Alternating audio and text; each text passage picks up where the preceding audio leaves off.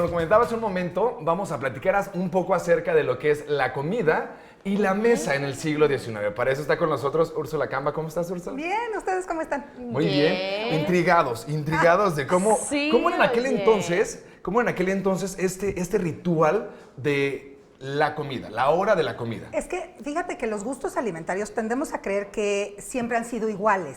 Por ejemplo, ustedes son jóvenes y ya les tocó nacer en la época en la que sushi es una cosa donde puede convivir con los tacos y todo el mundo lo come. Hace 50 años nadie comía sushi. En la Claro. Ciudad de México había Sí, 2 o 3 claro. restaurantes, pero es un gusto aprendido. No es como que naciste y te gustaba el alga, por ejemplo, o la hueva de O pez. la comida cruda. ¿No? O la comida cruda. Al contrario. Digamos, hace 200 años, el siglo XIX, cuando se abre un poco las fronteras y ya no es México este mundo cerrado, como había sido durante 300 años, empiezan a llegar influencias tanto de la invasión norteamericana como cuando la intervención francesa, y se empiezan a agregar nuevos ingredientes a los platillos y se empiezan a desechar otros que se cree como que no son de, digamos, ¿Tan buen nivel? no, o- es un poco un asunto de estatus, efectivamente. Ajá, y hablando precisamente de estatus, entonces, ¿qué comían las personas como de muy buen estatus y qué comía la población en general? La población en general, fíjate, no varió por muchos años la dieta, era frijoles, tortilla y chile. Ok. Para los que tenían para comer 3 veces al día, como decía Guillermo Prieto, porque había unos que pues, tenían para comer una vez al día y se les iba bien. Los sectores más acomodados que tenían acceso a productos más caros, lo que señalan en general los viajeros es que los mercados en México son espectaculares.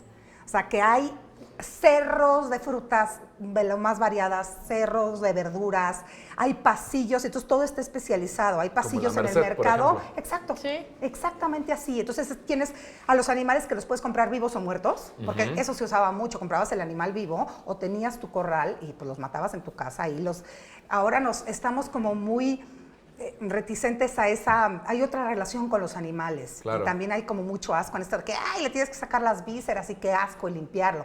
Y antiguamente no era como lo normal. Si tú ves un recetario del siglo XIX, para hacer pichones asados, que casi siempre además se mezclan carnes, cosa que a nosotros nos parece raro. O sea, si tú vas a un restaurante pides, una carne, la que sea, puede ser pescado, carne, pollo, cerdo, pero una. Una proteína. Ajá, exacto, no pides un pichón y cerdo y tocino y los Un guisados pichón son así. montado en lomo de cerdo, Así por favor. son. Es Sí, pichón sí, con claro. tocino, con trozos de jamón. Es decir, hay muchísimas carnes juntas y se usa mucho la manteca, cosas que ahora...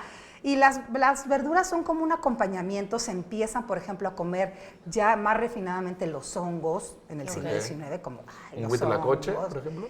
No, los champiñones. Ok. Los champiñones, porque acuérdate que es una cosa como de ser, ahora nos parece políticamente incorrecto, pero en el 19 es como hay que ser como los extranjeros, hay que copiar la manera de comer, hay que copiar los platillos y que se llamen además con nombres franceses, ¿no? Fricasé, en lugar de poner cebolla en el recetario ponen echalot, ¿no? Ese tipo de cosas. ¿Por qué? Pues porque es una cosa aspiracional.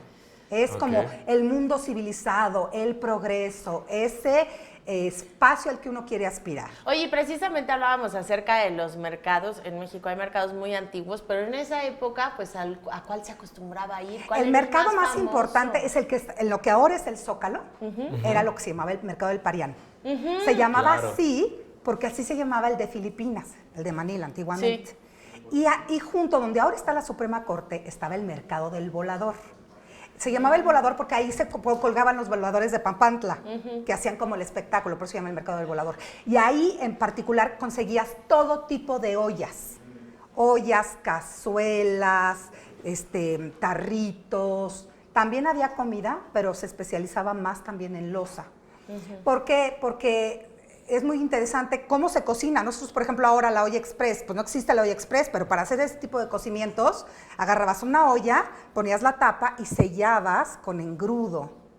Se secaba y entonces eso era como una olla de presión. Ok. Y había diferentes tipos de fuego para cocinar. Claro. Fuego manso, que es el fuego más bajito, y entonces hacen el rescoldo, es decir, no en la leña así, sino como que nada más tenga el calorcito del hogar. El hogar, que siempre decimos el calor de hogar, El hogar es el centro de la cocina. El hogar es lo más importante de la cocina, que es donde se cuecen los alimentos.